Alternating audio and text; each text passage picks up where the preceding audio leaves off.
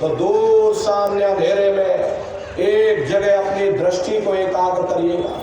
जब आपकी दृष्टि अंधेरे में एकाग्र हो जाएगी तो सुई की नोक के बराबर काले में भी काला बिंदु, बड़ा चमकीला बिंदु होगा, चम चम चम चम चमकेगा, वो आपको अंतर में सामने दिखाई पड़ जाएगा। जब वो चमकदार बिंदु सामने दिखाई पड़ जाए तब आप अपनी दृष्टि को उस बिंदु पर एकाग्र करिएगा। प्रेमी भाई बहनों, जब आप अपनी दृष्टि बिंदु पर एकाग्र करोगे तो बिंदु के चारों तरफ से बड़ा भारी प्रकाश निकलेगा, चक्र की तरह से बहुरंगी प्रकाश होगा। वो प्रकाश धीरे धीरे बड़ा होता चला जाएगा। साधक इतना मोहित हो जाता कि बिंदु को छोड़ देता और दाएं बाएं प्रकाश को देखने में लग जाता। जब आप दाएं बाएं प्रकाश को देखने में लग जाओगे, क्योंकि प्रकाश उस बिंदु से निकल रहा और आपने बिंदु को छोड़ दिया और प्रकाश को देखने में लग गए, तो प्रकाश भी गायब हो जाएगा, बिंदु भी गायब हो जाएगा, फिर अंतर में अंधेरा छा जाएगा, फिर आपको उतनी मेहनत करनी पड़ेगी। इसलिए दाएं बाएं बिल्कुल मत देखना। आपका निशाना बिंदु पर टिका रहे जिसमें से वो प्रकाश निकल रहा। वही बिंदु दरवाजा है, अरे वही बिंदु खिड़की है। जब एक तत्व होकर के आप उस दरवाजे को देखते रहोगे तो वो हरि का द्वार खुल जाएगा। बहुत विशाल वो हरि द्वार है। ये संसार कुछ नहीं, ऐसे लाखों संसार एक साथ इकट्ठे करके और दरवाजे के अंदर डाल दिए जाए, पता तक नहीं चलेगा। इतना विशाल वो हरि का द्वार है। आप उसके अंदर दाखिल हो जाओगे, बहुत बड़ा मैदान दिखाई पड़ेगा। उसी मैदान में जाकर के खड़े हो जाओगे तो सबसे पहले आपको अपने सतगुरु के स्वरूप का दर्शन होगा। वो आपकी उंगली को पकड़ करके आगे का सफर तय करेंगे। लेकिन प्रेमी भाई बहनों, सतगुरु के स्वरूप का दर्शन जब होगा जब आप जय गुरुदेव नाम का सुमरन करोगे। अगर आपने सुमरन न किया, आपने उनको याद न किया, तो जब आप उनको याद ही नहीं करोगे तो भला वो आपको दर्शन क्यों देंगे। और जब आपको दर्शन नहीं होगा तो आप आगे का सफर तय नहीं कर सकते। इसीलिए जय गुरुदेव नाम का सुमरन सबसे पहले कराया जाता। जब आप जय गुरुदेव नाम का सुमरन करोगे और फिर जब आप ध्यान पर बैठोगे और जब दरवाजे के अंदर दाखिल हो जाओगे तो उन्हीं के स्वरूप का दर्शन होगा। वो आपकी उंगली को पकड़ करके आगे का सफर तय करेंगे। तो यह है ध्यान करने का तरीका। एक बार फिर से आप लोग समझ लो कैसे ध्यान करोगे। ये बाहर से अपनी आंख को बंद कर देना, दोनों आंखों के मध्य भाग में जहाँ पर देवियाँ बिंदी लगाती है और पुरुष जहाँ टीका लगाते हैं, बस यहीं पर अपने ध्यान को एकाग्र करिएगा। ये काम कोई आप पहली बार नहीं कर रहे। हर इंसान 24 घंटे में एक बार अपने ध्यान को यहाँ पर जमाता है। जब तक आपका ध्यान यहाँ पर एकाग्र नहीं होगा, किसी भी इंसान को नींद नहीं आ सकती। वो इंसान पागल हो जाएगा। जब आप सोने जाते हो उस समय आप अनुभव करिएगा, जिस समय आप लेट जाओगे तो सबसे पहले क्या होगा, आपके विचारों का सिमटाव होगा। जिस वक्त आपके विचार, जब तक आपके विचार फैले रहेंगे प्रेमी भाई बहनों, आपको नींद नहीं आ सकती। इसीलिए आप कहते हो वह दुनिया की चिंताएं लगी हुई, हमें नींद तक नहीं आती। तो जब तक आपके विचार दुनिया में फैले रहेंगे आपको नींद नहीं आएगी। तो जिस समय आप सोने जाओगे तो सबसे पहले आपके विचारों का ही सिमटाव होगा। और जिस वक्त आपके विचार सिमट जाएंगे उसी वक्त आपका ध्यान यही दोनों आंखों के मध्य भाग में यहीं पर एकाग्र हो जाएगा। और जैसे ही आपका ध्यान यहाँ एकाग्र हुआ, क्योंकि जीवात्मा का झुकाव नीचे की ओर है, इसीलिए आपका ध्यान यहाँ पर टिक नहीं पाता और आप यहाँ से नीचे गिर जाते हो और गहरी निद्रा में सो जाते हो। साधना के समय क्या होता है कि चेतन अवस्था में आप अपने ध्यान को यहाँ एकाग्र करोगे, यहीं से ऊपर उठ जाओगे। बस इतना ही अंतर है। सोने के समय आप अपने ध्यान को यहाँ एकाग्र करोगे और यहाँ से नीचे गिर जाओगे और साधना के समय में आप अपने ध्यान को यहाँ एकाग्र करोगे, यहीं से ऊपर उठ जाओगे। तो साधना के समय में चेतन अवस्था में कैसे अपने ध्यान को यहाँ एकाग्र किया जाएगा, वही क्रिया आपको बताई जा रही है कि बाहर से अपनी आंख को बंद कर लेना, दोनों आंखों के मध्य भाग में दूर सामने देखना, सामने आपको अंधेरा दिखाई पड़ेगा, वो अंधेरा रूपी पर्दा दिखाई पड़ेगा। बस उसी अंधेरे में एक जगह अपनी दृष्टि को एकाग्र करिएगा। जैसे सिनेमा घरों में आप एक जगह कुर्सी पर बैठ जाते हो, सामने बहुत बड़ा पर्दा दिखाई पड़ता, बस उसी पर्दे को आप देखते रहते हो। या घर में एक जगह बैठ जाते हो, सामने टीवी या टेलीविजन रखी हुई है, आप उस टेलीविजन को एक टक हो करके देखते रहते। ऐसे ही प्रेमी भाई बहनों, ध्यान के समय एक जगह पर आप बैठ जाना, बाहर से अपनी आंख को बंद कर देना, दोनों आंखों के मध्य भाग में दूर सामने अंतर में देखिएगा, वो अंधेरा रूपी पर्दा दिखाई पड़ेगा। बस उसी अंधेरे में एक जगह अपनी दृष्टि को एकाग्र करिएगा। उस समय किसी के बारे में सोचना नहीं, किसी के बारे में विचार मत करना, शरीर को बिल्कुल हिलाना डुलाना नहीं, सुन्न होकर के सामने अंधेरे को देखते रहना। देखते देखते देखते देखते आपकी दृष्टि अंधेरे में टिक जाएगी, और जैसे ही आपकी दृष्टि उस अंधेरे में एकाग्र हुई, सुई की नोक के बराबर काले में भी काला बिंदु चम चम चम चम चमकेगा, वो आपको अंतर में दिखाई पड़ जाएगा। जब वो चमकदार बिंदु दिख जाए, तब आप अपनी दृष्टि को उस बिंदु पर टिका देना। अरे वही बिंदु दरवाजा है, वो दरवाजा खुल जाएगा, ये शिव नेत्र खुल जाएगा, ये दिव्य दृष्टि खुल जाएगी, और आप दरवाजे के अंदर दाखिल हो जाओगे। एक बार प्रेमी भाई बहनों, ये दिव्य दृष्टि खोल लो, फिर क्या भूत और क्या भविष्य और क्या वर्तमान, कोई भेद गुप्त नहीं रहता। लाखों वर्ष पहले क्या हुआ था, भविष्य में क्या होने वाला, बैठे बिठाए आप सब जान सकते। तो यह है ध्यान करने का तरीका। और तीसरा है भजन। भजन कहते हो उस शब्द को सुनना, उस नाम को सुनना, उस आवाज को सुनना जो मालिक के घर से आवाज आ रही। तो कैसे आप लोग भजन करोगे, अच्छी तरह समझ लो। ये आंख और कान को बंद करना, ये दोनों उंगली कानों में डाल करके ये कानों को बंद कर देना। अरे कान इसीलिए बंद किए जाते हैं ताकि बाहर की कोई आवाज हमको सुनाई न पड़े। अपनी सुविधा के अनुसार बैठिएगा, कुर्सी पर चाहे कुर्सी पर बैठ जाओ, सोफे पर चाहे सोफे पर बैठ जाइए, या कोई कड़ा तकिया इस तरह से रख लो, और दोनों कोहनी यहाँ रख करके दोनों उंगली कानों में डाल के कानों को बंद कर लो। अब बहुत सी हमारी माताएं बहनें बूढ़े बुजुर्ग, अरे भाई आपके घुटनों में दर्द होता है, रीढ़ की हड्डी में दर्द होता, आप बैठ करके नहीं कर पाते, तो आप लेट करके भजन करो। ऐसे सीधे लेट जाओ और लेटे लेटे आंख और कान को बंद कर लो। मतलब तो आंख और कान को बंद करना है, चाहे लेट कर करो या चाहे बैठ करके करो। अरे यही कहा गया कि आंख कान मुख बंद कराओ, अनहद झिंगा शब्द सुनाओ। जब आप अपनी आंख और कान को बंद करोगे और फिर ऊंचे से ऊंचा ध्यान दे करके आवाज को सुनने की कोशिश करिएगा, आपको शुरू में मालूम होगा कि कहीं सीटी जैसी आवाज हमारे कानों में गूंज रही, इस तरह से सीटी जैसी आवाज हर एक को सुनाई पड़ेगी। शाम को अपने अपने घरों में आप लोग बैठिएगा, ये कानों को बंद कर लेना और जरा ऊंचा ध्यान दे करके गौर से आवाज को सुनना, तो सीटी जैसी आवाज सुनाई पड़ेगी। करना आपको कुछ नहीं, लेटे हो चाहे बैठे हो, आप सिर्फ उस आवाज को सुनते रहना और सुनते सुनते उसी में लीन हो जाओ। जब आप उसमें लीन हो जाओगे तो कुछ समय बाद में आपको दोबारा अनुभव होगा कि कहीं बड़ी दूर से एक महीन आवाज, घंटे और शंख की आवाज हमारे कानों में गूंज रही।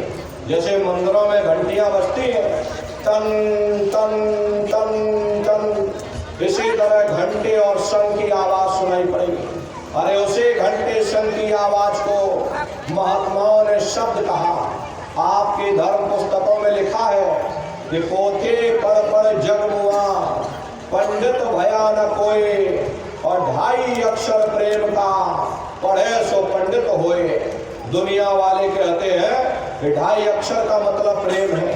अरे प्रेम नहीं है, प्रेम में तो मात्रा लगी हुई है। यहाँ पर जिस 2.5 अक्षर का वर्णन किया वो है शब्द सा, आदा, बा और दा। उसी शब्द को महात्माओं ने नाम कहा। कलयुग केवल नाम आधारा, सुमिर सुमिर नर उतर ही पारा। कलयुग में केवल नाम का आधार है।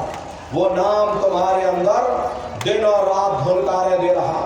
उसी घंटे शंख की आवाज को महात्माओं ने शब्द या नाम कहा। उसी घंटे शंख की आवाज को मुसलमान फकीरों ने कलमा कहा।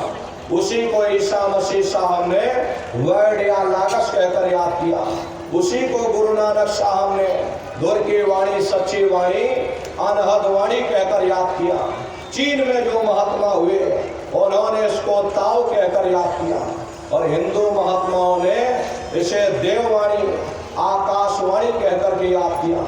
उन अलग अलग महात्माओं ने अपनी अपनी भाषा में हम लोगों को समझाने की कोशिश की है कि भाई वो घंटे शंख की आवाज तुम्हारे अंदर गूंज रही, वो तुमको सुनाई पड़ेगी, लेकिन ऐसा मालूम होगा कि कहीं बड़े दूर पर घंटियां बज रही, लेकिन सुनाई हर एक को पड़ेगी। जब घंटे शंख की आवाज सुनाई पड़ने लग जाए तब आप सीटी की आवाज को छोड़ देना और घंटे शंख की आवाज को पकड़ लेना, उसको आप सुनने लग जाना। जब आप उसको सुनने लग जाओगे वो आवाज धीरे धीरे बढ़ना शुरू होगी, और इस कदर बढ़ेगी कि आपके रोम रोम में घंटे और शंख की आवाज गूंजने लगेगी। बड़ी भारी खुशी होती है, ऐसा नशा चढ़ जाता है उस आवाज को सुन करके कि आप उसमें मस्त हो जाओगे। अरे दुनिया वाले कहते हैं भाई शंकर जी गांजा पीते थे, भांग पीते थे, शंकर जी को दुनिया वालों ने बदनाम कर दिया। अरे शंकर जी गांजा भांग नहीं पीते थे, गांजा भांग तो उनके नाम पर तुम लोग पी रहे। अरे शंकर भगवान वो तो नाम के नशे में, वो भक्ति के नशे में लीन होते थे। प्रेमी भाई बहनों, शंकर जी को दुनिया वाले बेकार में बदनाम किए। प्रेमी भाई बहनों, वो नाम का नशा है, वो शब्द का नशा है, जो ऊपर से वो आवाज आ रही, वो घंटे शंख की आवाज। जब आप उस आवाज को सुनोगे तो उस आवाज में कशिश है, वो शब्द चुंबक है, वो आपको अपनी ओर खींचेगा, और जब खिंचाव होगा तो जीवात्मा का फैला हुआ प्रकाश ये 9 द्वारों से सिमटने लगेगा। अब इसे आप अच्छी तरह समझिएगा। ये 9 द्वार कौन कौन से? देखो प्रेमी भाई बहनों, 2 आंख, 2 कान, 2 नाक के सुराख, 1 मुंह और 2 मलमूत्र का रास्ता, ये शरीर के 9 दरवाजे हैं। सबसे पहला दरवाजा गुदा चक्र आता है। गुदा चक्र में गणेश जी वास करते। गणेश जी वहाँ के मालिक हैं। ये 4 दल का कवल है, वहाँ पर पृथ्वी तत्व पाया जाता। उसके ऊपर इंद्रिय चक्र आता है। इंद्रिय चक्र में ब्रह्मा जी वास करते हैं। ब्रह्मा जी वहाँ के मालिक हैं। ये 6 दल का कवल है, वहाँ पर जल तत्व पाया जाता। उसके ऊपर ये नाभि चक्र आता। नाभि चक्र में विष्णु जी वास करते हैं। ये 8 दल का कवल है, यहाँ पर अग्नि तत्व पाया जाता। उसके ऊपर ये हृदय चक्र आता। हृदय चक्र में शिव जी वास करते हैं। ये 12 दल का कवल है, यहाँ पर वायु तत्व पाया जाता।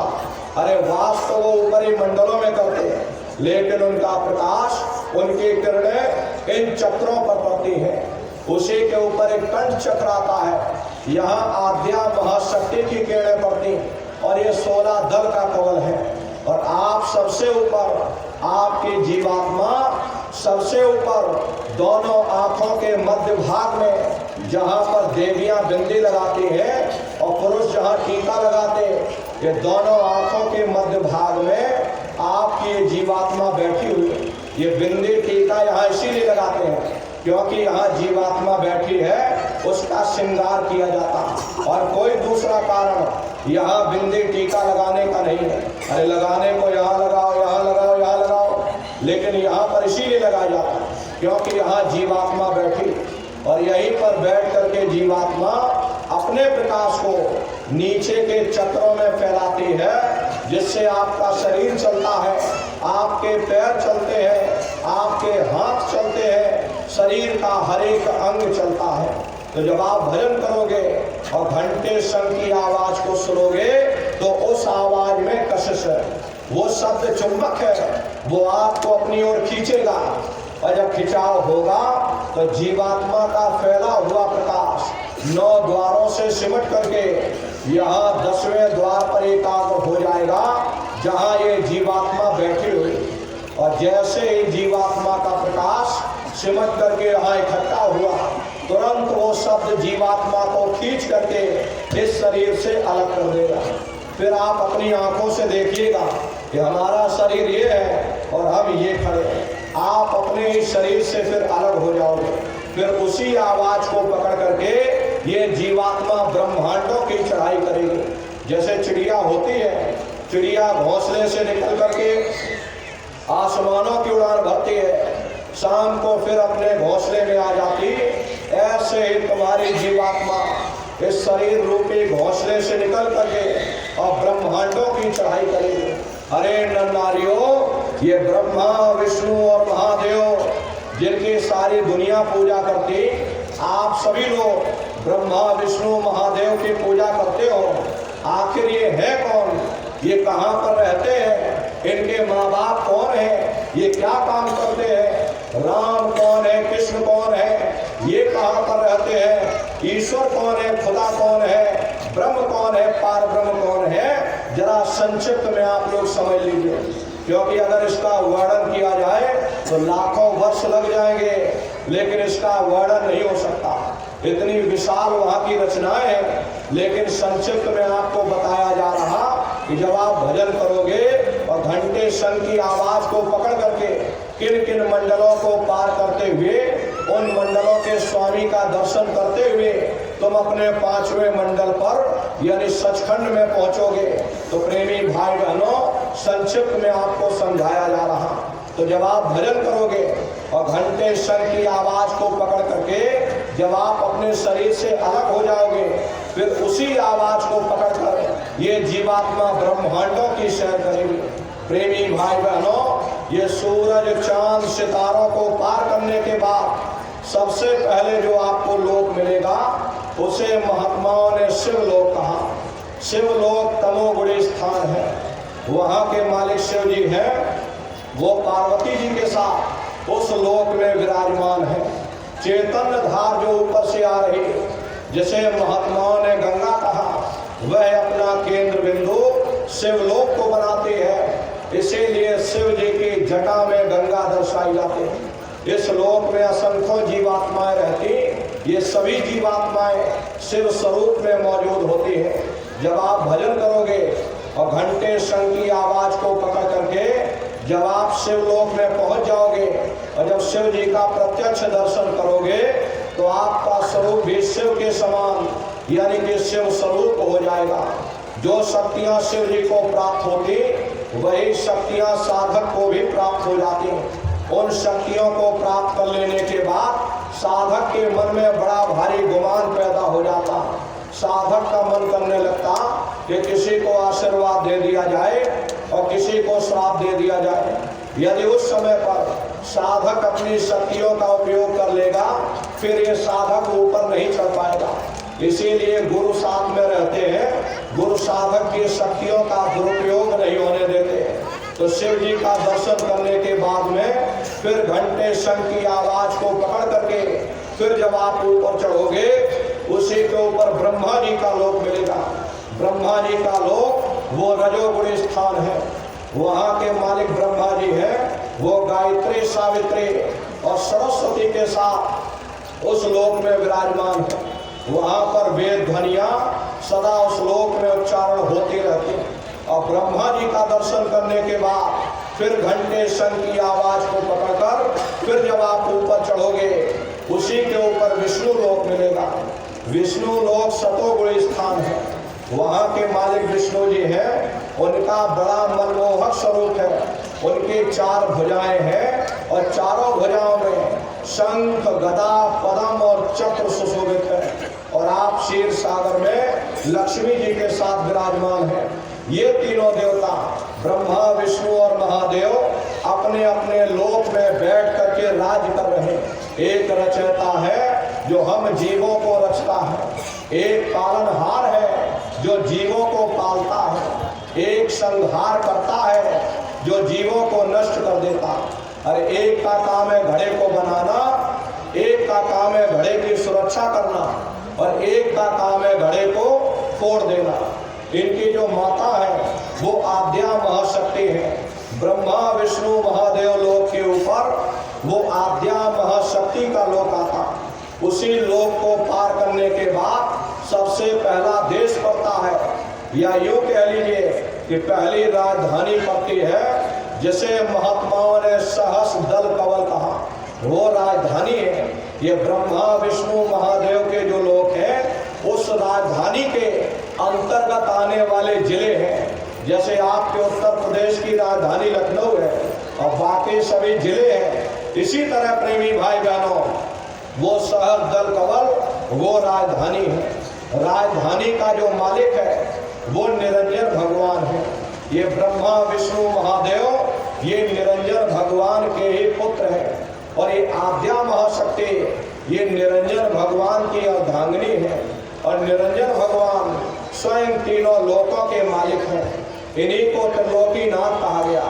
हिंदू इन्हीं को परमात्मा कहते हैं, मुसलमान उन्हीं को खुदा कहते हैं, ईसाई उन्हीं को गॉड कहते हैं। घंटे और शंख की आवाज जो हर इंसान के अंदर गूंज रही वो आवाज उन्हीं के मुखार बिंद से हो रही। निरंजन भगवान का जो स्वरूप है वो ज्योतिष स्वरूप है। हजार बाती की अखंड ज्योति वहां पर बराबर जल रही। अरे हम आप यहाँ मंदिरों में ज्योत जलाते हैं, इस ज्योत में तेल की जरूरत पड़ती, बाती की जरूरत पड़ती, लेकिन वो अखंड ज्योति ऐसी है जिसमें ना तेल की जरूरत है और ना बाती की जरूरत है। पलटू साहब ने जिक्र किया है कि उल्टा कुआं गगन में तिसमें जरे चिराग, तिसमें जरे चिराग, बिना रोगन बिन बाती, और 6 ऋतु 12 मास जरत रहे दिन राते, और सतगुरु मिले जो होए ताहि की नजर में आवे, और बिन सतगुरु नहीं कोई वाह को दर्शावे। वो अखंड ज्योति ऐसी है जिससे पूरा ब्रह्मांड प्रकाशवान हो रहा। न जाने कितने ऋषि मुनि, न जाने कितने पीर पैगंबर औलिया उस ज्योत पर कुर्बान हुए बैठे। प्रेमी भाई बहनों, जितनी भी अवतारी शक्तियां आई, राम आए, राम को वहीं से नीचे उतारा गया। इसीलिए उस देश को अयोध्या नगरी भी कहा जाता। और जितने देवी देवता ब्रह्मा, विष्णु और महादेव आदि की उत्पत्ति वहीं से हुई। अरे गोस्वामी जी महाराज यही चित्रकूट के बगल में राजापुर गांव पड़ता। राजापुर में गोस्वामी जी महाराज का जन्म हुआ। जब उन्होंने साधना किया और साधना करके जब ऊपर गए, जो कुछ उन्होंने वहां देखा, तभी उन्होंने अपनी धर्म पुस्तक में लिख दिया कि अति विचित्रता लोक अनेका, रचना अधिक एक के एका। विचित्र विचित्र भांत के लोग, एक से बढ़कर एक महल वहां पर बने, जिनके फर्श पर न जाने कितना सोना चांदी और कितने हीरे जवाहरात जड़े हुए। वहां के बाग और बगीचों की सुंदरता, हरे नारियों, वहां का एक एक वृक्ष लाखों लाख जोजन मील की बुलंदी रखता। एक पेड़ को देखोगे लाखों वर्ष आपको लग जाएंगे, लेकिन एक पेड़ को पूरा नहीं देख पाओगे। इतनी विशाल वहां की रचना है, जब साधक वहां खड़े होकर के देखता ही रह जाता। ये क्या ईश्वर की लीला है, कैसे उसकी कारीगरी, अनंत उसकी सत्ता, अनंत ही उसका प्रकाश। हरे नारियों, उसी आनंद को पा करके बड़े बड़े राजे महाराजाओं ने अपने राजकाज पर ठोकरें मार दी और जंगलों में जाकर के नंगे हो करके नाचने लगे। कितना आनंद, कितनी खुशी उन साधकों को चढ़ती होगी, ये वही जान सकता, कोई दूसरा इस चीज को नहीं समझ सकता। तो गुरु की दया कृपा से ये जीवात्मा यहाँ पहुंची। यहाँ के धनी का दर्शन करने के बाद फिर दूसरे मंडल के शब्द को पकड़ करके जीवात्मा दूसरे मंडल की चढ़ाई करती है। श्याम तज श्वेत को गहना, सुरत को तान धुन सुनना, और बंक के द्वार धस बैठो और त्रिकुटी जाय कर लेना। इसी के ऊपर दूसरा देश आता जिसे महात्माओं ने त्रिकुटी देश कहा। वहाँ के जो मालिक है वो ब्रह्म है। वहीं से मन और माया की उत्पत्ति हुई। वहीं से तीन गुण, रजोगुण, तमोगुण, सतोगुण, तीनों गुणों की उत्पत्ति वहीं से हुई। ये जो आपके वेद है, वेदों को सारी दुनिया पढ़ती है, वेदों की भी उत्पत्ति उसी स्थान से हुई है। अरे महात्मा कहते हैं कि त्रिकुटी महल में विद्या सारा, घर हर गरजे बजे नगारा, और लाल वरण सूरज उजियारा। वहाँ पर दो धुने, बादलों की गर्जन और मृदंग की आवाज उस लोक में बराबर गूंजती रहती। जैसे पहले स्थान पर घंटे और शंख की आवाज गूंजती है, ऐसे दूसरे स्थान पर बादलों की गर्जन और मृदंग वहाँ पर बजता रहता। अरे ये गर्जन कुछ नहीं, अगर वहाँ की गर्जना सुना दी जाए ये कानों के पर्दे उड़ जाएंगे। इंसान क्या चीज है, संसार का समस्त जीव समाप्त हो जाएगा। इतनी भारी वहाँ की गर्जन है, ये बाहर के कान नहीं सुन पाते हैं। जीवात्मा की आंख अलग है, जीवात्मा के कान अलग है। जब तुम ये बाहर की आंख कान को बंद कर लोगे तो अंतर की आंख कान खुल जाएगी, वो उस आवाज को सुनेगी। और जब मृदंग वहाँ पर बजता है, जीवात्मा मस्त होकर के मृदंग की आवाज में नाचने लगती है। ओम का जाप बराबर वहाँ होता रहता। और ब्रह्म का जो स्वरूप है, लाल वरण सूरज उजियारा, ब्रह्म का जो स्वरूप है वो सुबह के लाल सूर्य के समान है। अरे ये सूरज कुछ नहीं, ऐसे लाखों लाख सूर्य इकट्ठे करोगे तो वहां का एक सूर्य बनेगा। ब्रह्म का जो स्वरूप है वो सुबह के लाल सूर्य के समान, इसीलिए वहां का पूरा ब्रह्मांड लाल है। जहां तक आपकी निगाह जाएगी ब्रह्म देश में चारों तरफ आपको लाल ही लाल नजर आएगा। अरे महात्माओं ने जब साधना किया और साधना करके जब ऊपर गए तभी उन्होंने लिख दिया, लाली मेरे लाल की और जित देखो तो लाल, और लाली देखन में गई और मैं भी हो गई लाल। वो पूरा ब्रह्मांड ही लाल है। जितने साधक वहां पहुंच जाते हैं उन सभी को योगेश्वर कहा जाता। जैसे व्यास जी हुए, वशिष्ठ जी हुए, वाल्मीकि जी हुए, इन सब की पहुंच वहीं तक थी। इसीलिए कहा गया कि वाल्मीकि भय ब्रह्म समाना। जब इनकी जीवात्मा वहां पहुंची और जब इन्होंने ब्रह्म का दर्शन किया तो इनका स्वरूप भी ब्रह्म के समान, यानी कि ब्रह्म स्वरूप हो गया। तो जितने साधक वहां पहुंच जाते उन सभी को योगेश्वर कहा जाता। योगेश्वर भगवान श्री कृष्ण उसी देश में वास करते हैं। ये जो ब्रह्म देश है वो श्री कृष्ण भगवान का ही देश है और श्री कृष्ण भगवान वहीं पर रहते हैं। अरे बाहर की जन्माष्टमी नहीं है जो तुम लोग मनाते हो।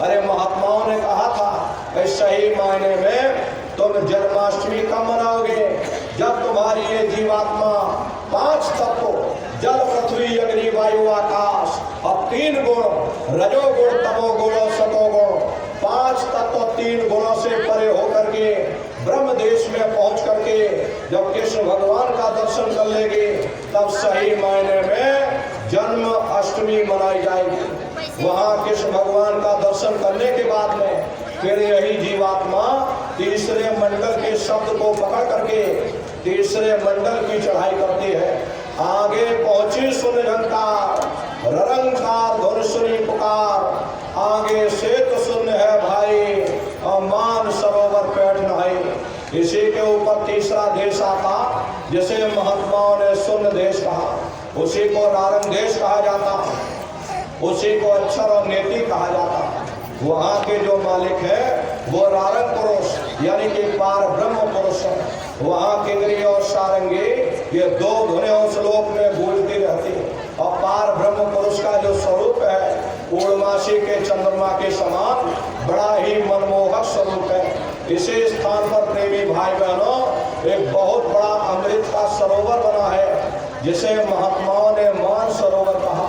वो मान सरोवर कितना लंबा, कितना चौड़ा और कितनी उसकी गहराई है, आज तक उसकी कोई था नहीं लगा पाया। महात्माओं ने सिर्फ इशारों में कह दिया, इस संसार में जो समुद्र है, ऐसे अरबों खरबों समुद्र उस मान सरोवर में डाल दिए जाएं तो उसकी एक बूंद के बराबर नहीं। इतना विशाल वो अमृत का सरोवर। जब महात्माओं ने उसको देखा तो हम जीवों को समझाने के लिए किसी ने उसका नाम गंगा रख दिया, किसी ने उसका नाम जमुना रख दिया, गुरु नानक साहब ने अमृतसर रख दिया। जब तुम्हारी ये जीवात्मा उस अमृत के सरोवर में स्नान करेगी तो जन्म जन्मांतरों के मैले पाप कर्म साफ हो जाएंगे। अरे यहाँ के पानी से तुम्हारे कर्मों की सफाई नहीं होने वाली। ये बाहर का पानी तुम्हारे शरीर के मैल को धो सकता, लेकिन जो पापों का मैल है, जो अंतःकरण में गंदगी जमा, वो जब साफ होगी जब आप तीसरे मंडल पर पहुंच करके उस गंगा में डुबकी लगाओगे। उसमें स्नान करने के बाद ये जीवात्मा हंस रूप हो जाती है। हंसन मिले हंसा हो जाए, मिले जो अमी हरा है। जीवात्मा का खुद का प्रकाश उस अमृत के सरोवर में स्नान करने के बाद 16 सूर्य के बराबर हो जाता। तो फिर यही जीवात्मा चौथे मंडल के शब्द को पकड़ करके चौथे मंडल की चढ़ाई करती है। 2 पर्वत के संग निहारो और भंवर गुफा के संग पुकारो। 2 पर्वतों को पार करने के बाद वो चौथा देश आता, जिसे महात्माओं ने भंवर गुफा कहा। वहाँ के जो मालिक है वो सोहन पुरुष है। वहाँ बंशी यानी मुरली की मधुर ध्वनियाँ सदा उस लोक में उच्चारण होती रहती। और सोहन पुरुष का दर्शन करने के बाद ताके परे धाम सतनामा और वीर बजे सतलोक ठिकाना। सोहन देश के ऊपर वो 5वां देश आता, जिसे महात्माओं ने सचखंड देश कहा। वो सचखंड देश अजर अमर अविनाशी सदा एक रस रहने वाला देश है।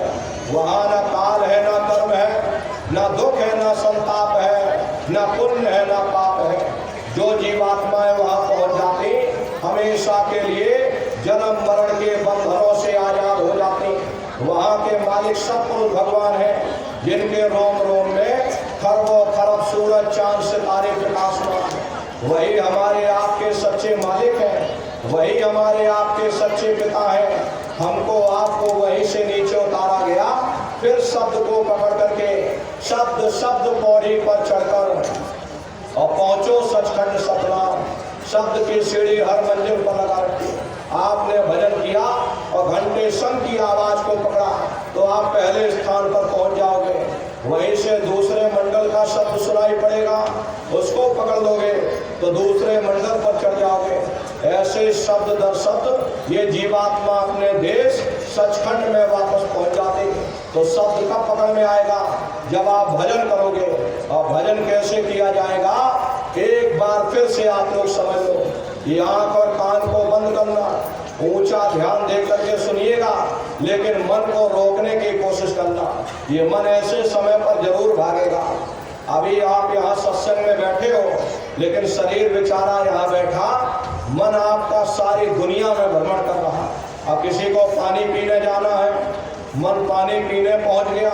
किसी को नाश्ता करने जाना है तो मन भंडारे में नाश्ता करने पहुँच गया। कोई बाल बच्चों को छोड़कर आया तो मन अपने घर में पहुँच गया। कोई दुकान दफ्तर छोड़कर आया, मन दुकान दफ्तर में पहुँच गया। अब किसी को धान काटने हैं तो मन खेती बाड़ी में पहुँच गया। शरीर बेचारा यहाँ बैठा, मन भागा भाग लगा। तो प्रेमी भाई बहनों, जिन्होंने मार मन डाला उन्हीं को सूरमा कहना। अब बड़ा बैरी ये मन घट में, इसी का जीत ना करना। अगर दुनिया में कोई हमारा दुश्मन है वो केवल हमारा मन है। ये मन रूपी रावण कब मरेगा? जब 9 द्वारों पर फतेह हासिल करके तुम यहाँ 10वें द्वार पर चढ़ जाओगे, तब सही मायने में दशहरा मनाई जाएगी। ये बाहर के दशहरा नहीं है जो लकड़ी का रावण बना देते हो और फूंक फांक करके घर चले आते, कहते भाई हमने रावण मार दिया। अरे महात्माओं ने कहा था भाई सही मायने में तुम विजयदशमी कब मनाओगे? जब 9 द्वारों पर फतेह हासिल करके तुम यहाँ 10वें द्वार पर चढ़ जाओगे, तब तब सही मायने में विजय दशमी मनाई जाएगी। तब ये मन रूपी रावण मरेगा। अरे धुन सुनकर मन समझाए, कोटि जतन यह मन नहीं जागे। धुन सुनकर मन समझाए, तब से तब कर थाक रहे हैं, जती रहे जत लाए। विद्या पढ़ पढ़ वेद बखाने, और विद्या बल सब जाए। बुद्धि चतुरता काम न आवे, आलिम रहे पछताई। और अमल का दखल नहीं है, अमल शब्द लौलाए। गुरु मिले जो धन का भेदे, शिष्य विनय धर आए। सुरत शब्द की होए कमाई, तब मन कछु ठहराए। ये धुन है धुरलोक अधर की, कोई पकड़े संत सिपाही। मन को मार करे अशुवारे, गगन कोट वैले घिराए। और धुन सुनकर मन समझाए। मन का वश में आएगा, ये मन रूपी रावण कब मरेगा? जब आप 9 द्वारों पर फतेह हासिल करके यहाँ 10वें द्वार पर चढ़ जाओगे, तब ये मन रूपी रावण मरेगा। तब तुम्हारी ये जीवात्मा, अरे इसी जीवात्मा को महात्माओं ने राम भी कहा। आपकी धर्म पुस्तकों में लिखा है, एक राम दशरथ का बेटा, एक राम घट घट में लेटा, एक राम का शकल पसारा, और एक राम है सबसे न्यारा। एक वो राम है जो अयोध्या के वासी है। एक राम घट घट में लेटे, यानी हमारी आपकी जीवात्मा जो हर एक के अंदर मौजूद है। महात्मा ने कहा भाई एक वो राम है। एक राम का शकल पसारा, यानी पहले स्थान के मालिक वो निरंजन भगवान, जिनको दुनिया त्रिलोकीनाथ कहते हैं, जिनका ये पूरा पसारा है, पूरा संसार है। महात्माओं ने कहा भाई एक वो राम है, और एक राम है सबसे न्यारा। 5वें स्थान के मालिक वो सतपुरुष भगवान जो हमारे आपके सच्चे पिता हैं। अरे महात्माओं ने कहा भाई एक वो राम है। तो महात्मा तो उस राम की महिमा गाते हैं।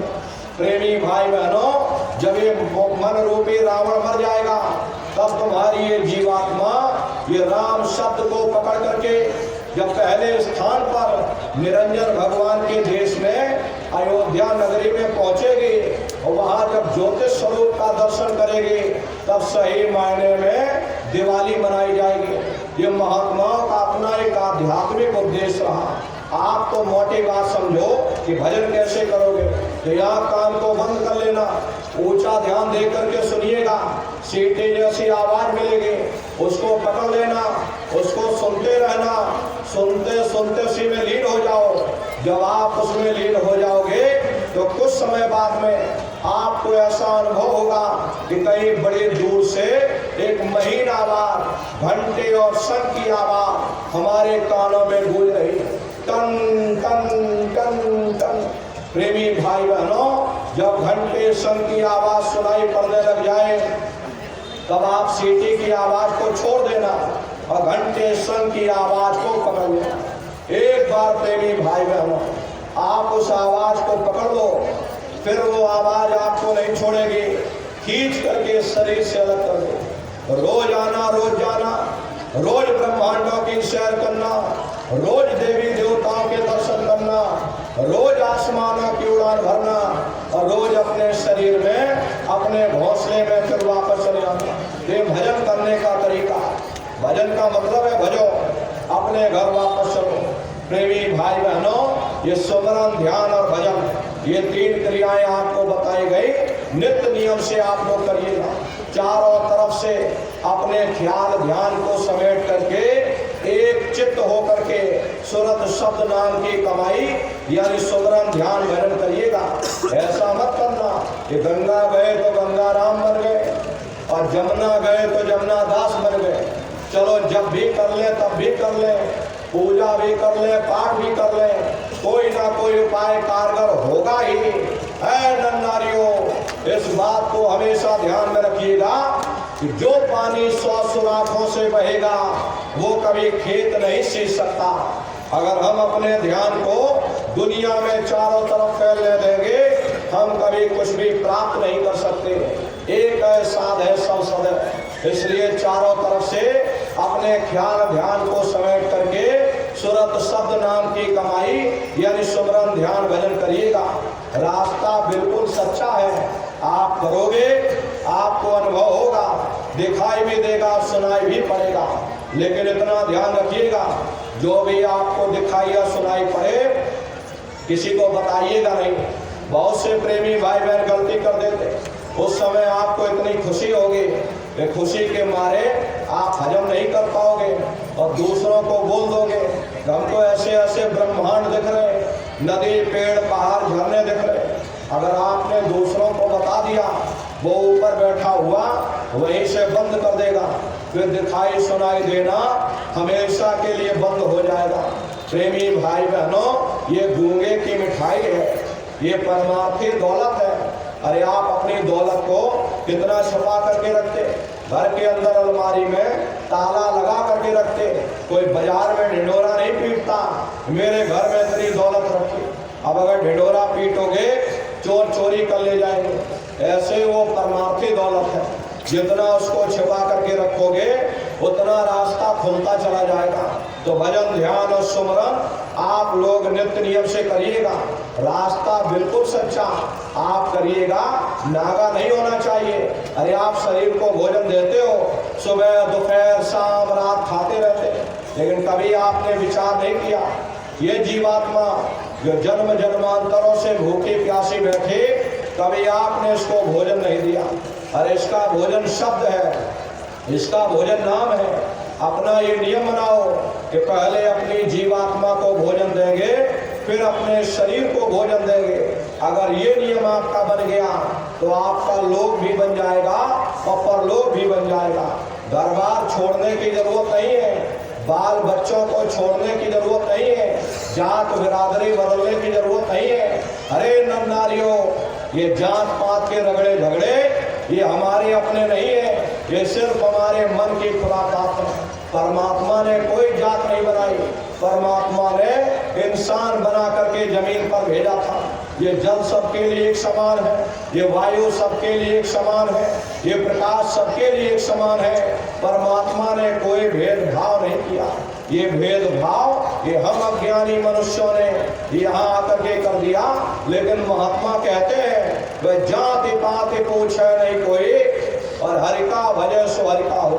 लोग यहाँ जात पात बनाते बनाते मर गए, लेकिन ऐ नारियों, जब तुम्हारी ये जीवात्मा इस मनुष्य रूपी चोले को छोड़ करके ऊपर धर्मराज के दरबार में पहुंचेगी, वहां न तुमसे ये पूछा जाएगा कि तुम किस जाति के हो, तुम किस कौम के हो, तुम किस मजहब के हो, तुम हिंदू हो या मुसलमान हो, हिंदुस्तान से आए हो या पाकिस्तान से आए हो।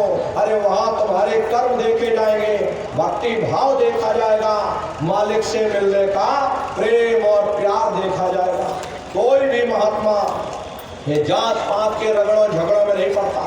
अगर महात्मा किसी जात की बात करता, महात्मा किसी कौम या मजहब की बात करते, या महात्मा हिंदू और मुसलमान की बात करते, वो महात्मा हो ही नहीं सकते। अरे महात्मा तो मानवतावादी बात करते। महात्माओं की एक ही जाति है, वो है मानव जाति, और इसी मानव जामे में बैठ करके तुम्हें उस मालिक की भक्ति करनी है। इसीलिए महात्मा कहते हैं भाई उस मालिक को प्राप्त करने के लिए तुम्हें जात पात बदलने की जरूरत नहीं है, तुम्हें समाज छोड़ने की जरूरत नहीं है, तुम्हें जंगलों पहाड़ों में भटकने की जरूरत नहीं है, तुम्हें साधु सन्यासी और बाबा बनने की जरूरत नहीं है। अरे भाई अपने अपने घर परिवार में रहो, अपने अपने बाल बच्चों के साथ रहो, मेहनत और ईमानदारी से काम करो, और 24 घंटे में घंटा 2 घंटा अपनी जीवात्मा के कल्याण के लिए सुरत शब्द नाम की कमाई यानी सुमरन ध्यान और भजन आप लोग बराबर करिएगा। और सभी लोग शाकाहारी रहिएगा, क्योंकि हमारे गुरु महाराज ने शाकाहार पर विशेष जोर दिया। गुरु महाराज बराबर कहते थे, ए बच्चा तुम लोग शाकाहारी रहना, शाकाहार का प्रचार करते रहना, इसी से देश और दुनिया में भारी परिवर्तन होगा।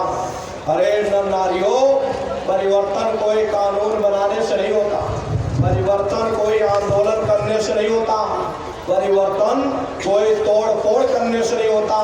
परिवर्तन तब होता है जब लोगों के विचार बदलते हैं, लोगों की भावनाएं बदलती हैं। और विचार जब बदलेंगे जब लोगों का खान पान शुद्ध होगा, अरे देशी कहावत है, जैसा खाए अन्न और वैसा होए मन। जब इंसान पशुवृत्ति भोजन करेगा उसके बुद्धि स्वतः ही पशुओं जैसे हो जाएगी। सोच विचार उसका चिंतन स्वतः ही पशुओं जैसा हो जाएगा। फिर जिस शराब के नशे में माँ बहन बेटी की पहचान खत्म हो जाए, उस शराब को पी करके यह कैसे पता चलेगा कि क्या अच्छा और क्या बुरा है। यही कारण है कि आज घर समाज में, देश और दुनिया में, आपसे मुल्कों में ये रगड़े और झगड़े फैले हुए। अरे नर नारियों, हम लोग मंदिर बनवाते हैं, हम लोग मस्जिद बनवाते, उन मंदिरों में नहा धो करके जाते हैं, कहते भाई परमात्मा के रहने की जगह है, हमको नहा धो करके जाना चाहिए, फूल अगरबत्ती ले जाना चाहिए। कोई उन मंदिरों में कूड़ा कचरा नहीं डालता। अगर कूड़ा कचरा डालोगे तो आपस में लाठियां चल जाएंगी। फिर ये जो हरि मंदिर है, ये पंच भौतिक शरीर जिसे महात्माओं ने हरि मंदिर कहा, अरे इसमें तुम हाड़ मांस के लोथड़े डालते हो, शराब के कपड़े डालते, अपने बनाए हुए ईंट गारे के मंदिर की तुम कद्र करोगे और परमात्मा के बनाए हुए इस हरि मंदिर की कद्र नहीं करोगे तो सख्त सजा मिलेगी। हरे महात्मा ने लिखा है, तिल भर मच्छी खाई के कोटि गौदय दान और काशी पर्वत जामरे निश्चय नरक दान। यदि तिल भर भी मच्छी खाकर फिर चाहे कोटान कोट गौओं का दान करो और काशी में जाकर के मत्था रगड़ते रगड़ते अपनी जीवन लीला को वही बिता दो, फिर भी तुमको तुम्हारे गुनाहों की सजा मिलेगी, कोई बच नहीं सकता। क्योंकि कर्म भूमि है, यहाँ तुम जैसे कर्म करोगे वैसा ही फल तुमको मिलेगा। देखिए इस कर्म भूमि पर कृष्ण भगवान तक नहीं बच पाए, उस समय बाली को छिप करके बाण मारा, वही बाली कृष्ण अवतार में बहेलिया बन करके आ गया। कृष्ण भगवान के पैरों में पद्म चमकता था, हिरण की आंख समझ करके बहेलिये ने निशाना मार दिया और जब पास में आकर देखा कृष्ण भगवान थे, अफसोस करने लगे। लेकिन कृष्ण भगवान ने उसको समझाया, इसमें तुम्हारा कोई दोष नहीं, उस समय हमने तुमको मारा, आज तुमने हमको मार दिया, हमारा तुम्हारा अदला बदला पूरा हो गया। कर्म प्रधान विश्व रच राखा, जो जस करे सो तस फल चाखा। इसलिए प्रेमी भाई बहनों, आप सभी लोग शाकाहारी रहिएगा। शाकाहार का प्रचार अपने अपने क्षेत्रों में आप लोग बराबर करते रहना, ये बहुत बड़ा धर्म का प्रचार है। अरे प्रेमी भाई बहनों, सतयुग कैसे आएगा, राम राज कैसे आएगा? राम राज कोई भाषण देने से नहीं आने वाला। राम राज जब आएगा जब आप धर्म का प्रचार करोगे, जब आप मेहनत करोगे, गांव गांव जाकर धर्म का प्रचार करोगे। और धर्म का प्रचार करने की जिम्मेदारी हम समस्त प्रेमी भाई बहनों की है, क्योंकि हम सभी लोग अपने गुरु महाराज के जलाए हुए चिराग हैं। अगर एक एक चिराग एक एक गांव में पहुंच जाएगा, ये पूरा गांव प्रकाशवान हो जाएगा, ये पूरा समाज प्रकाशवान हो जाएगा। अरे नर नारियों, आप इतने सत्संगी प्रेमी हो, एक एक गांव पकड़ लोगे तो हिंदुस्तान में गांव की कमी पड़ जाएगी, लेकिन सत्संगियों की संख्या कम नहीं पड़ने वाली। इसलिए प्रेमी भाई बहनों, धर्म के प्रचार में आप सभी लोग अपना अपना योगदान दीजिएगा। ये काम कोई साधु महात्माओं का ही नहीं है, ये ठेका केवल हम साधु महात्माओं ने ही नहीं ले रखा, आप लोग भी साधु महात्मा हो। साधु महात्मा वो नहीं होते जो दाढ़ी रखा लेते हैं, जो जटा जूट रख लेते हैं, जो लाल पीला कपड़ा पहन लेते हैं। अरे प्रेमी भाई बहनों, वेशभूषा का नाम साधु नहीं है, साधुओं जैसे कर्म होने चाहिए। आप सबसे बड़े साधु हो, अपना मेहनत ईमानदारी से आप कमाते खाते हो। अरे दुनिया के साधु ये तो आप पर निर्भर हैं, आप सबसे बड़े साधु हो जो अपने मेहनत ईमानदारी की कमाते खाते हो, भजन ध्यान सुमरन करते हो और जो समय मिलता उसमें धर्म का प्रचार करते हो, तो आप सबसे बड़े साधु। हम आपको सबसे बड़ा साधु मानते हैं। आपकी जिम्मेदारी है, आपका कर्तव्य बनता है अपने गुरु के संदेशों को गांव गांव घर घर तक पहुंचाया जाए। इसके लिए आप सभी लोग एक एक गांव को गोद ले लीजिएगा। गांव गांव की जिम्मेदारी आप सभी लोग उठाइएगा। प्रत्येक सत्संगी प्रेमी भाई बहन एक एक गांव को गोद ले ले, एक एक गांव की जिम्मेदारी उठाओ कि हम इस गांव की जिम्मेदारी लेते हैं। हम इस गांव में गुरु महाराज के संदेश सुनाएंगे, गांव के लोगों को शाकाहारी बनाएंगे, उनको प्रेरित करेंगे, उनको दरबार में लेकर के आएंगे। अगर आपके सहयोग से अगर कोई शाकाहारी हो जाता है, वो प्रेरित हो जाता है, वो भी भजन ध्यान सुमरन करने लग जाता, अरे उसकी भी जीवात्मा का कल्याण होगा, इसका पुण्य फल आपको भी प्राप्त होगा। अरे ऊपर जाकर पूछा जाएगा, जब मैंने तुमको ये मनुष्य शरीर दिया, सारी जिंदगी तुम अपने लिए ही करते रहे या तुमने कुछ परोपकार का काम भी किया? उस समय तुम कहने योग्य हो जाओगे, नहीं हमने धर्म का प्रचार किया, हमने अपने गुरु के संदेशों को जन जन के बीच में पहुंचाया, हमने इतने लोगों को शाकाहारी बनाया, इतने लोगों को हम दरबार में लेकर के गए। अरे वही तुम्हारे लेखे जोखे में लिखा जुखा जाएगा। अरे अपने लिए तो हर कोई जी लेता, जानवर भी अपना पेट पाल लेते हैं, बाल बच्चे जानवर भी पैदा कर लेते, लेकिन कोई ऐसी अनोखी चीज जो केवल तुम मनुष्य शरीर के द्वारा कर सकते, वो केवल परमात्मा की भक्ति है और धर्म का प्रचार है। प्रेमी भाई बहनों, उस परम पिता परमात्मा ने तुमको ये मौका इसीलिए दिया ताकि तुम जीते जी समय रहते हुए अपनी जीवात्मा का कल्याण करा लो और जो समय मिले उसमें धर्म का प्रचार कर लो। अगर आपने धर्म का प्रचार नहीं किया, बहुत बड़ा कलंक आपके ऊपर लग जाएगा। क्योंकि प्रेमी भाई बहनों, हम लोग गुरु महाराज के जलाए हुए चिराग हैं। अरे हमको आपको मालूम है कि आगे चलोगे, आगे गड्ढा है, जानते हुए भी अगर हमने किसी मुसाफिर को नहीं बताया कि भाई ठहर जाओ, आगे गड्ढा है, तुम गिर जाओगे, तुम रुक जाओ, और वो मुसाफिर जा करके गड्ढे में गिर जाएगा, तो पाप हमको आपको लगेगा। क्योंकि हम लोग जानते हुए भी उसको बताए नहीं।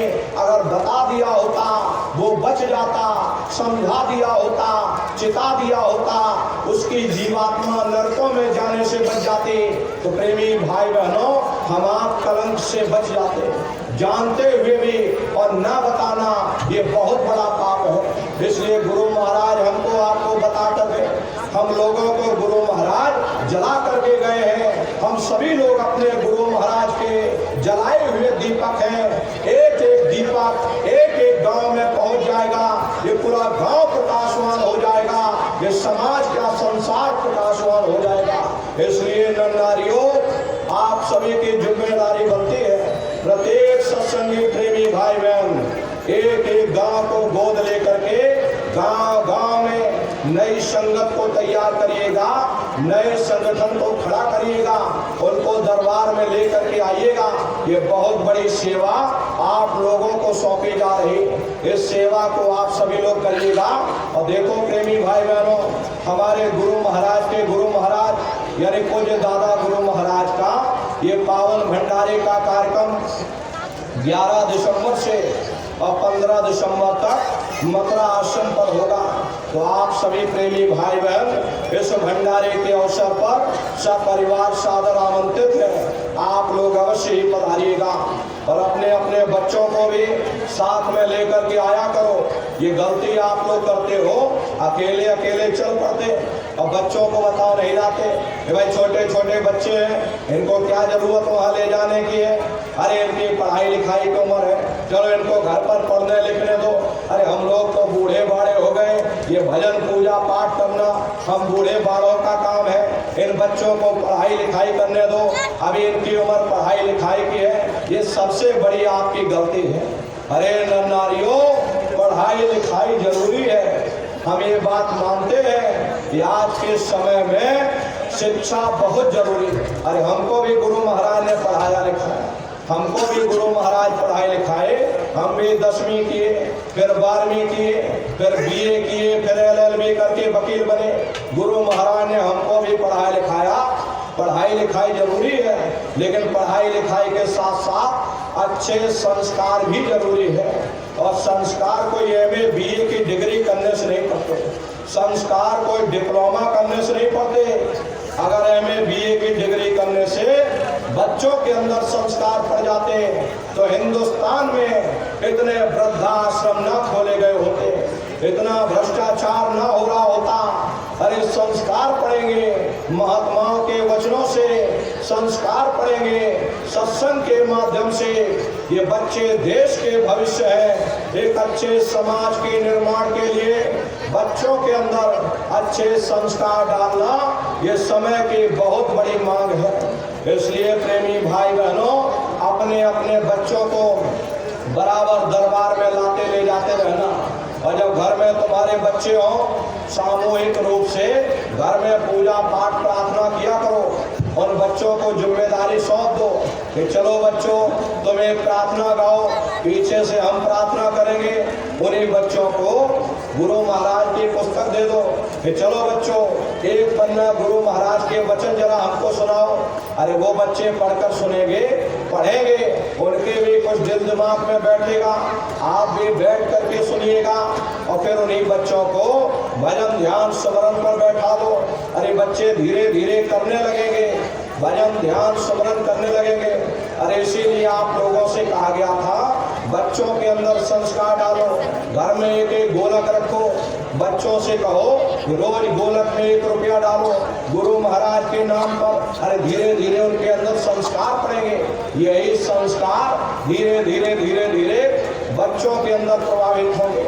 इसलिए प्रेमी भाई बहनों, अपने अपने बच्चों पर ध्यान दीजिएगा, अपने बच्चों पर एक अच्छे संस्कार डालो। ये बच्चे कच्चे घड़े होते, अरे बच्चों को संगत की सेवाओं में जोड़ करके रखो। ये छोटे छोटे बच्चे जब शाकाहारी के प्रचार में जाएंगे और समाज के बीच में उतर करके और जब शाकाहारी का प्रचार करेंगे, वही मांस खाना बुरी बात है, शराब पीना बुरी बात, समाज पर कितना गहरा असर पड़ेगा। नहीं, ये जो बात कह रहे हैं ये छोटे छोटे बच्चे, बताओ हमको समझाने आए। अरे समाज पर तो असर पड़ेगा ही, और बच्चों के ऊपर भी इसका असर पड़ेगा। प्रेमी भाई बहनों, बहुत से लोग शिकायत करते हैं कि हमारे बच्चे हमारी बात नहीं सुन रहे। ये गलती आप लोगों की है। क्यों नहीं आपने अपने बच्चों पर ध्यान दिया? क्यों नहीं बचपन से ही उनके अंदर अच्छे संस्कार डाले? क्यों नहीं बचपन से ही उनको संगत की सेवा में जोड़ करके रखा? क्यों नहीं बचपन से ही भजन ध्यान सुमरन पर बैठाया? क्यों नहीं उन पर निगाह रखी कि कहीं हमारे बच्चे किसी गलत संगत और सोहबत में न पड़ जाए? इसलिए अपने अपने बच्चों को बचपन से तैयार करो, अच्छे संस्कार डालो, उनके अंदर अच्छे संस्कार पड़ जाएंगे, समाज का नाम रोशन करेंगे, माँ बाप का नाम रोशन करेंगे। तो प्रेमी भाई बहनों, इन बातों का आप लोग ध्यान रखिएगा। अपने अपने बच्चों को भी बराबर सत्संग में लाते ले जाते रहना, बराबर संगत की सेवाओं में उनको जोड़ करके रखिएगा। देखिए, युवा संगठन का निर्माण इसी उद्देश्य से किया गया। अपने अपने बच्चों को युवा संगठन में आप लोग जोड़िएगा। और प्रेमी भाई बहनों, और बच्चों को संगत की सेवाओं में जोड़ करके रखना और भजन ध्यान सुमरन आप लोग बराबर करते रहना। एक एक गांव आप सभी लोग गोद लेकर के गांव गांव में नई संगत को तैयार करिएगा। भजन ध्यान सुमरन करते रहना, वो धन कमा लो जो अंत समय में तुम्हारे काम आवे। हम यहाँ घर मकान बढ़िया बनाने में सारी जिंदगी गुजार देते, लेकिन इस घर मकान में 50-60 साल रहोगे और 50-60 साल बाद में जहाँ तुम जाओगे वहाँ कोई घर बनाया नहीं बनाया, कोई छप्पर छाया नहीं छाया, कभी उस पर भी विचार किया करो। इसलिए वो दौलत कमा लेना जो अंत समय में तुम्हारे काम आवे। सुमरन ध्यान और भजन आप लोग बराबर करते रहिएगा। इसी के साथ अब हम अपनी वाणी को विराम देते हैं। यदि कोई गलती, कोई भूल चूक कहने सुनने में हमसे हुई हो तो देखो प्रेमी भाई बहनों, हम छोटे हैं, आप सभी लोग हमारी माताएं बहनें बूढ़े बुजुर्ग हमको छोटा समझ करके आप सभी प्रेमी भाई बहन हमको क्षमा करेंगे। बोलो जय।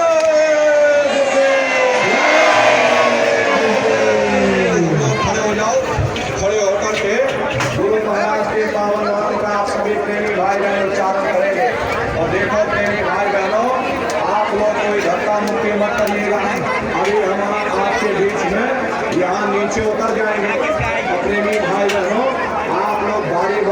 आइएगा, कोई धक्का मुक्की नहीं, सबसे मिलकर के ही जाएंगे, कोई जल्दबाजी बिल्कुल नहीं होगी, आप सब लोगों से मिलकर के ही जाया जाएगा। इसलिए आप लोग कोई जल्दबाजी मत करना, कोई धक्का मुक्की मत करना, आराम से बारी बारी से आइएगा।